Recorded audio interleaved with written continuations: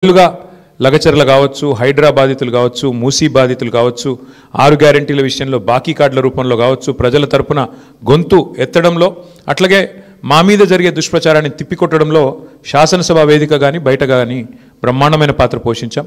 రేపటి రోజున కూడా అట్లాగే ముందుకు పోతాం. మరి మా కార్యకర్తలకు కూడా నేను చేసే విజ్ఞప్తి, సన్నద్ధమవుదాం. అన్ని రకాలుగా ప్రజాక్షేత్రంలో మనం ఈ ప్రభుత్వాన్ని నిలదీయడంలో సఫలమైనాం. ముఖ్యంగా మా సోషల్ మీడియాలో పనిచేసే మా తమ్ముళ్ళు చెల్లెళ్ళకు కూడా నేను హృదయపూర్వకంగా అభినందనలు చెప్తా ఉన్నాను. సోషల్ మీడియాలో మీరు చేస్తున్న పని, మీకెవరికి నేనేమి పార్టీ తరపున జీతం ఇవ్వడం లేదు, మీకెవరికి నేను ఇచ్చేదేమీ లేదు.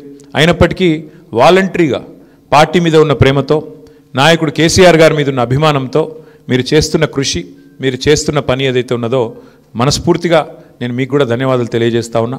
అట్లాగే మా పార్టీ కార్యకర్తలకు, మరి మా గులాబీ కుటుంబ సభ్యులందరికీ నేను చేసే ప్రార్థన, దీంతో మనం నిరాశపడవలసిన అవసరం లేదు, బాధపడవలసిన అవసరం లేదు.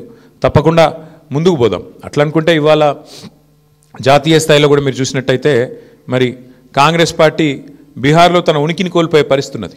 కాబట్టి ఇవన్నీ సహజం, గెలుపులు ఓటములు సహజం. దీన్ని ఏదో పెద్ద సెట్ బ్యాక్ లాగా చూసుకోవాల్సిన అవసరం లేదు. తప్పకుండా మరింత బలంగా వద్దాం, ముందుకొద్దాం.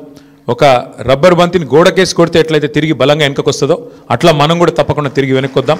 పెద్దలు కేసీఆర్ గారు తిరిగి రాష్ట్రానికి ముఖ్యమంత్రిగా మళ్ళీ బాధ్యతలు చేపట్టేదాకా ఎవరి శక్తి మేరకు వారు శక్తి వంచన లేకుండా కష్టపడదామని చెప్పి మా నాయకులు కార్యకర్తలకు మరొకసారి ధన్యవాదాలు తెలియజేస్తూ, కష్టించి పనిచేసిన మా నాయకత్వం మొత్తం కూడా ఇక్కడ ఉంది.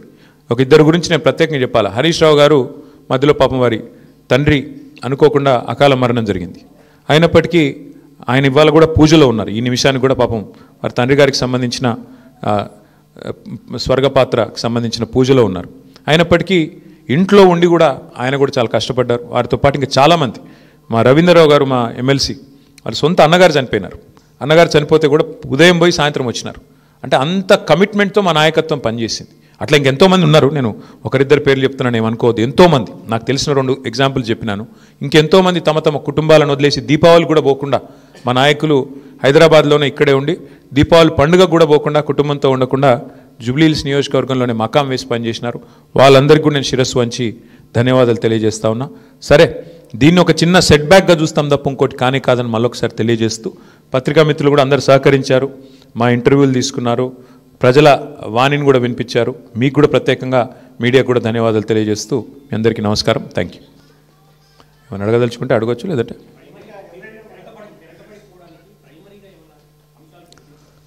అంటే ఇప్పుడు ఇట్ ఈస్ టూ ఎర్లీ. ఒకటి మేము కూడా కూర్చుంటాం పార్టీగా, ఎందుకంటే మొత్తం ఇంకా అన్ని డివిజన్లలో ఎన్ని బూత్లలో మాకు లీడ్ వచ్చింది, ఎక్కడ మైనస్ అయింది, ఇంకా మేము కూడా చూడలేదు. బ్రాడ్గా ఓవరాల్ నెంబర్ తెలుసు బ్రదర్, మిగతా విషయాలు తెలియదు. కూర్చుందాం, రేపు ఎల్లుండి సావధానంగా కూర్చుంటాం. మా నాయకత్వం మొత్తం పనిచేసింది. సీనియర్లు మంత్రులుగా పనిచేసిన వాళ్ళు కూడా 10 బూత్లకు ఒకరు ఇన్ఛార్జ్గా తీసుకున్నారు. ఇప్పుడే ప్రశాంత్ రెడ్డి గారు చెప్తున్నారు నాకు, అన్న మా షేక్పేట్లో మా 10 బూత్లలో నా దగ్గర మాత్రం 1100 మెజారిటీ వచ్చిందని చెప్పి ఇప్పుడే ప్రశాంత్ రెడ్డి గారు చెప్తున్నారు.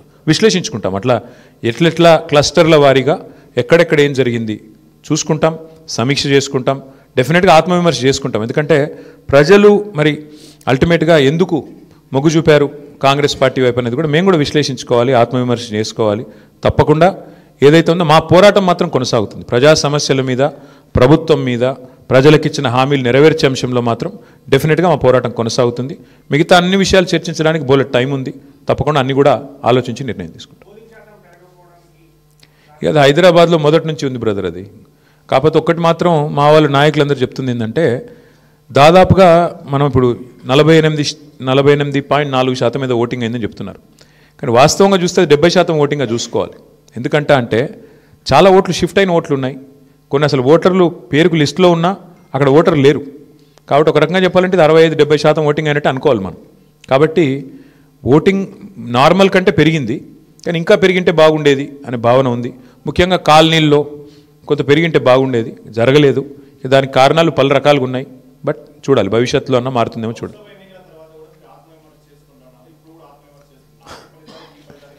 చాలా తేడా ఉంది కదా బ్రదర్. ఇప్పుడు స్పష్టంగా ఈ ఎన్నికలతో ఏం తెలిపోయింది, ఈ రాష్ట్రంలో, తెలంగాణ రాష్ట్రంలో కాంగ్రెస్ ప్రభుత్వానికి, కాంగ్రెస్ పార్టీకి ఒకే ఒక్క ప్రత్యామ్నాయం బీఆర్ఎస్ అని ప్రజలు తేల్చి నిర్ద్వందంగా తీర్పిచ్చారు. దాదాపు నాకున్న అవగాహన మేరకు మాకు 38-39% ఓటు వచ్చినట్టుంది. ఇప్పుడు కూడా ఇంకా ఫైనల్ అయినట్లేదు. 38 వచ్చిందా 39 వచ్చిందా చూడాలి. డెఫినెట్గా మరి మంచి ఓటింగ్ శాతం మాకు వచ్చింది. నేనేమంటానంటే మరి సింగిల్ డిజిట్లో ఉండిపోయి డిపాజిట్ కోల్పోయింది కదా ఇవాళ ఇంకో పార్టీ. ఇప్పుడు మేము ఓటమి పాలయ్యి ఇంత గట్టి పోటీనిచ్చి అధికార పార్టీ ఇన్ని రకాల ప్రలోభాలు పెట్టినా, ఇన్ని రకాలుగా ఒత్తిళ్లు తెచ్చినా, ఇన్ని రకాల కార్యక్రమాలు చేసినా గట్టిగా నిలదొక్కుని బ్రహ్మాండమైన పోటీనిచ్చాం. అట్లాగే మీరు చూస్తే ఉప ఎన్నికల్లో గతంలో ప్రతి ఉప ఎన్నిక మేము ప్రభుత్వంలో ఉన్నప్పుడు దాదాపుగా మేమే గెలిచాం, ఒకటో రెండో మినహాయిస్తే. కాబట్టి ఇవన్నీ కూడా జరిగే వ్యవహారాలు. దీన్ని అంత ఇది చేయాల్సిన అవసరం లేదు. పార్లమెంట్ తర్వాత సమీక్ష చేసుకున్నాం. పార్లమెంట్ తర్వాత ఒక్కొక్క నియోజకవర్గం సమీక్ష చేసినాం ఏం జరిగింది అని.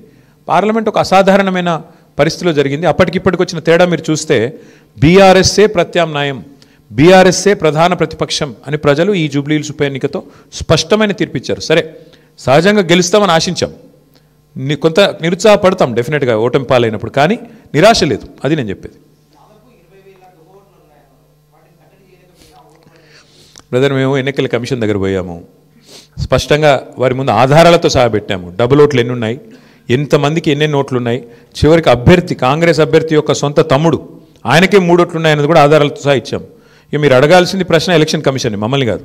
ఎందుకంటే వాళ్ళు చేయాల్సిన పని వాళ్ళు చేయకపోతే మీరు మమ్మల్ని అడిగితే మేము ప్రధాన ప్రతిపక్షంగా పోటీ చేశాము, వ్యవస్థలో ఉన్న లోపాలు ఎత్తి చూపాము, జరుగుతున్న అన్యాయాల అరాచకాలు మా అభ్యర్థి, చివరికి దొంగ ఓట్లు వేస్తున్నారని మా అభ్యర్థి పోలింగ్ రోజు కూడా పోరాడారు. మీరు చూశారు మీ కళ్ళ ముందు మొత్తం కాంగ్రెస్ వాళ్ళు గుంపులుగా వేల మంది ఒక దగ్గర చేరి దొంగ ఓట్లు వేస్తుంటే మా అభ్యర్థి పట్టించారు. మరి పోలీసు వాళ్ళు ఏం చేస్తున్నారు, ఎలక్షన్ కమిషన్ ఏం చేస్తున్నది, ఇవన్నీగా అందుకే అంటున్నా చర్చ జరగాల్సిందే.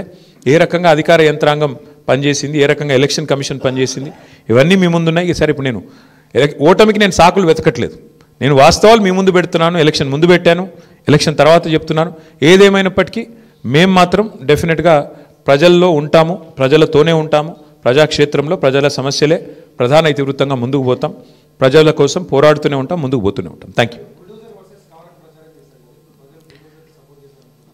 మరి ఇప్పుడు అల్టిమేట్గా ఎలక్షన్ ఫలితం వచ్చిన తర్వాత ఏం జరగబోతుంది, రేపు ఏమేం జరగబోతుంది, ఇంకా 3 ఏళ్ళు ప్రభుత్వం ఉంటుంది అంటున్నారు.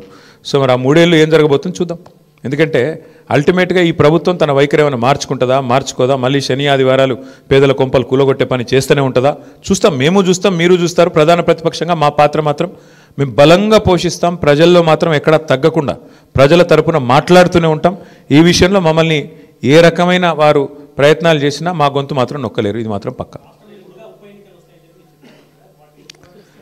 ఇప్పుడు మీరు చూస్తే పశ్చిమ బెంగాల్లో బీజేపీ నుంచి పోయి ఒక ఆయన ఎమ్మెల్యే గారు ముకుల్ రాయ్ అని తృణమూల్ కాంగ్రెస్లో చేరారు. హైకోర్టే కొట్టేసింది, ఆయన డిస్క్వాలిఫై చేసింది. మరి పశ్చిమ బెంగాల్లో జరిగింది ఇక్కడ కూడా జరుగుతుందని మేము కూడా ఆశిస్తున్నాం. ఎందుకంటే న్యాయమే కదా. యాంటీ డిఫెక్షన్లా దేశమంతా ఒకటే ఉంది, బెంగాల్కు వేరే లేదు, తెలంగాణకు ఇంకోటి లేదు. కాబట్టి మేము కూడా ఆశిస్తుంది ఏంటంటే ఇక్కడ కూడా 10 ఉప ఎన్నికలు జరుగుతాయని ఆశిస్తున్నాము. అయితే ఇక్కడ గమ్మత్ ఏంటంటే ఒక్క ఉప ఎన్నికకే మరి ఇంత అపసోపాలు పడ్డారు కాంగ్రెస్ వాళ్ళు. మరి 10 ఉప ఎన్నికలు వస్తే వాళ్ళకి ముచ్చెమటలు బట్టి మరి రాహుల్ గాంధీని, ఇంకా ఇందిరాగాంధీని, ఇక సోనియా గాంధీని అందరినీ దించుతారేమో చూడాలి. కాబట్టి మేమైతే ధైర్యంగా లోకల్ బాడీ ఎలక్షన్ వచ్చినా ఉప ఎన్నిక వచ్చినా అన్నీ ఎదుర్కొంటాం. మాకు కొత్త ఏం కాదు, ఇది 2001 నుంచి కొట్లాడుతూనే ఉన్నాం, భవిష్యత్తులో కూడా కొట్లాడతాం. మాకు ఎన్నికలేం కొట్లాడడం కొత్త కాదు, గెలుపులు ఓటములు అన్నీ చూసాం మేము. ఆ స్థితప్రజ్ఞత మాకుంది. మరి కాంగ్రెస్ వాళ్ళు ఒక్క దెబ్బకే ఒక్క ఉప ఎన్నికకే ముఖ్యమంత్రి కాలికి బల్బం కట్టుకొని వెంకటగిరి బస్తీలలో కూడా తిరిగిండు. మరి 10 ఉప ఎన్నికలు వస్తే మరి ఏం చేస్తారో చూడాలి. Thank you. అవును, ఎవరన్నారు? నీకు పేపర్ లీక్ అయిందా? నేనేమంటా, వస్తే కొట్లాడతాం, ఏమున్నది బ్రదర్ అలా. ఇప్పుడు అల్టిమేట్గా కంటోన్మెంట్ ఉప ఎన్నిక ఒక అసాధారణమైన పరిస్థితిలో జరిగింది. అందులో మాకు 3వ స్థానం వచ్చింది. ఈరోజు మరి ఈ ఎన్నికల్లో మేము గౌరవప్రదంగా మాకు దాదాపు 38-39% ఓటింగ్ వచ్చింది. 38-39% ఓటింగ్ అంటే కూడా తక్కువేం కాదు ప్రతిపక్షంలో. సరే, సహజంగా పోటీ చేసినప్పుడు గెలుస్తామనే కొట్లాడతాం, గెలవమని ఎందుకు అనుకుంటాం? సరే, జరిగింది ఏందో మీరు చూసిండ్రు కదా, ఇప్పుడు మీ మీడియాలోనే చూపెట్టిరు, నేను చెప్పుడు కాదు కదా. ఎన్నికల రోజు ఎట్లా విచ్చలవిడిగా ఏమేం చేసిరో మీరు చూసిండ్రు, ఎన్నికల కమిషన్ ఎంత అట్రఫ్లాప్ అయిందో మీరు చూసిండ్రు, ప్రజాస్వామ్యాన్ని ఎట్లా అడ్డంగా తుంగలో దొక్కిరో మీరు చూసిండ్రు. కానీ ఇవేవి మా ఓటమి కారణమని నేను చెప్తలేను, ఇవన్నీ జరిగినాయని చెప్తున్నాను అంతే. ప్లస్ ఒక్కొక్కరికి ఎన్నెన్ని ఓట్లు రాయించిండ్రు అది కూడా చూసిండ్రు. కాబట్టి ఇన్ని ఉన్నాయి. కాబట్టి నేనేమంటున్నా అంటే దీని మీద చర్చ జరగాలి, భవిష్యత్తులోనే చర్చ జరగాలి. ఏదేమైనప్పటికీ we are thankful to the people of Jubilee Hills. We are certainly thankful to the people of Telangana for continuing to affirm their faith in the leadership of KCR Garu. We will fight on public issues, we will fight on all people's issues till such time as KCR garu once again leads the state of Telangana, and we will continue to do our job.